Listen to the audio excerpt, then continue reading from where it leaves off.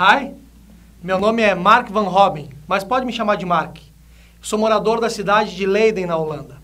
E nós estamos enfrentando um problema muito sério em nossa cidade. A igreja anglicana está realizando uma perseguição aos crentes, da mesma forma como a igreja romana agiu no passado. E por causa disso, nós tivemos uma ideia. Nós resolvemos fugir da Holanda e nos embrenhar através de uma viagem por entre os mares. Venha comigo nessa viagem.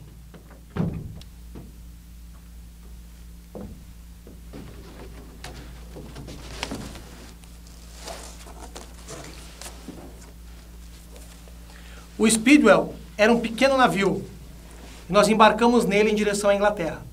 A nossa viagem só foi possível graças ao Sr. Edwin Sannes. Ele era tesoureiro da Companhia de Londres e ele nos permitiu a autorização para nós nos fixarmos nas terras da Companhia além-mar. Mas nós tínhamos ainda um problema muito sério. Faltava o dinheiro para essa viagem. E quem fez esse empréstimo para que a viagem acontecesse foi o financeiro Thomas Whiston, que era um proeminente negociante de ferro. Quando nós chegamos em Southampton, na Inglaterra, nós nos reunimos com outro grupo de separatistas, que também estavam fugindo da perseguição da igreja. Então nós trocamos de navio. No dia 16 de setembro de 1620, com um grupo aproximado de 102 pessoas, nós embarcamos em um navio muito maior, o Mayflower. Esse grupo, metade dele, eram de pessoas que haviam saído comigo de Leiden. Após 65 dias de viagem, no dia 9 de novembro, nós avistamos Cape Cod, mas fomos impossibilitados de atracar naquele porto. E só conseguimos ancorar no dia 11 de novembro, ao lado de Provincetown. Ao chegarmos em Provincetown, nós nos deparamos com um problema. Nós não tínhamos direitos legais para nos estabelecermos naquela região. Então, ainda dentro do barco, nós redigimos o Pacto do Mayflower.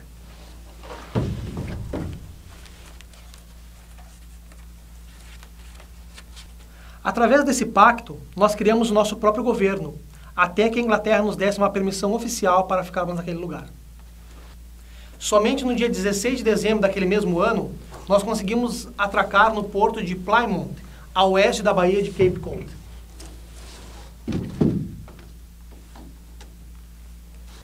O termo peregrinos foi usado pela primeira vez por William Bradford, e somente em 1799 nós ficamos mundialmente conhecidos como os pais peregrinos. Depois de nos estabelecermos em solo americano, infelizmente nós peregrinos acabamos tendo o mesmo espírito de perseguição que sofrimos na Europa.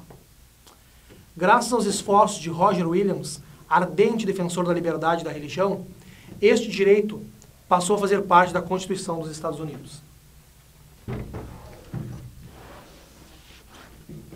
Eu trouxe algumas coisas muito importantes aqui na minha bagagem e eu gostaria que vocês prestassem atenção um pouco nelas. Esse homem, Roger Williams, ele só veio para o continente americano 11 anos depois de ser estabelecida a primeira colônia. E ele só veio porque ele sabia que nesse lugar ele poderia adorar a Deus livremente. Com o tempo, ele percebeu que um grave erro era cometido. A assistência aos cultos da igreja oficial era exigida sob multa de pena e até mesmo de prisão. Roger Williams discordava dessa lei, o que fez com que ele fosse condenado e expulso da colônia. E finalmente, para evitar a prisão, ele foi obrigado a fugir para a Floresta Virgem, debaixo do frio e das tempestades do inverno. Depois de meses de sofrimento, ele se estabeleceu na Baía de Narragansett, aonde ali estabeleceu seu pequeno estado, Rhode Island. Este território tornou-se o refúgio dos oprimidos e cresceu e prosperou até que seus princípios básicos, a liberdade civil e religiosa, se tornaram princípios fundamentais da República Americana. Espalhou-se pelos países da Europa a notícia de que havia uma terra onde todo homem podia viver do fruto do seu próprio trabalho, obedecendo à sua consciência. Com essa notícia, milhares de pessoas se concentraram nas nossas praias na América do Norte. Multiplicaram-se assim rapidamente as colônias. Mas junto com aqueles que desejavam uma nova vida e uma experiência com Deus, também vieram aqueles que buscavam unicamente as vantagens financeiras, sociais e políticas daquele lugar. Com o tempo, as igrejas protestantes dos Estados Unidos, assim como eram as igrejas da Europa, deixaram de seguir a Bíblia. A religião novamente havia se tornado em formalismo e superstições. Na minha bagagem, eu tenho alguns objetos muito interessantes.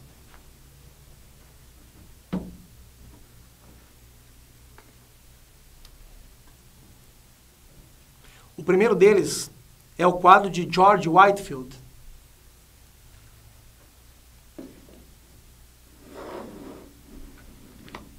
Neste momento, em pleno século XVIII, começa um despertamento religioso nos Estados Unidos. E tudo isso em consequência das pregações deste homem, George Whitefield.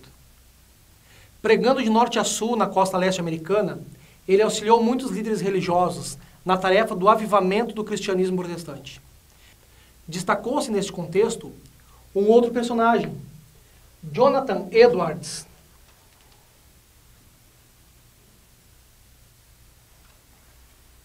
Este jovem pregador, em 1737, publicou um relato detalhado do grande avivamento que irrompia em sua igreja, cujo título era Uma Fiel Narrativa das Surpreendentes Obras de Deus.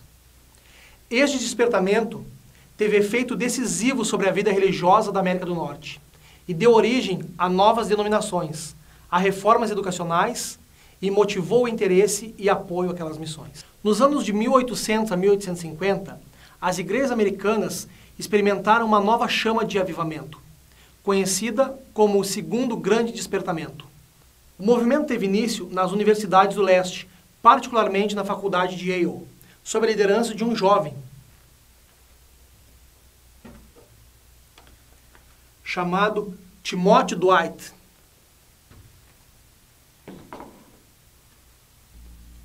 Outro evangelista, pioneiro e fundador de igrejas foi Pedro Cartwright. Ele ajudou a espalhar o fogo do avivamento por muitos lugares distantes no país. Outro expoente do período foi Carlos Finney.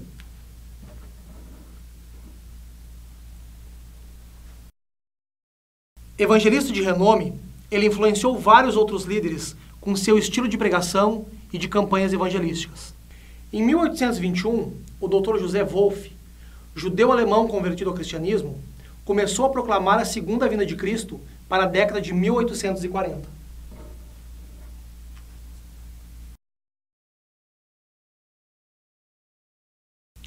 Ao mesmo tempo, outros lugares do mundo estavam sendo despertados para esta mensagem, através de estudiosos da profecia. Vamos conhecer alguns deles. Na América do Sul, o padre espanhol Manuel Lacunza. Na Alemanha, o pastor Bengel.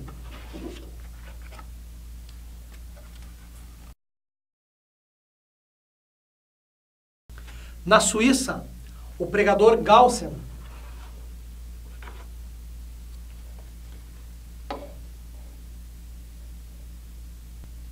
Na Escandinávia, como a lei proibia que os adultos pregassem, as crianças fizeram esse trabalho.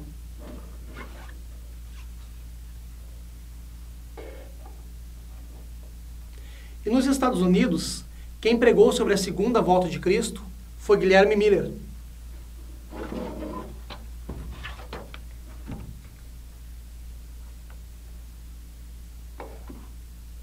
E a partir do movimento iniciado por ele, nasceu a Igreja Adventista do Sétimo Dia.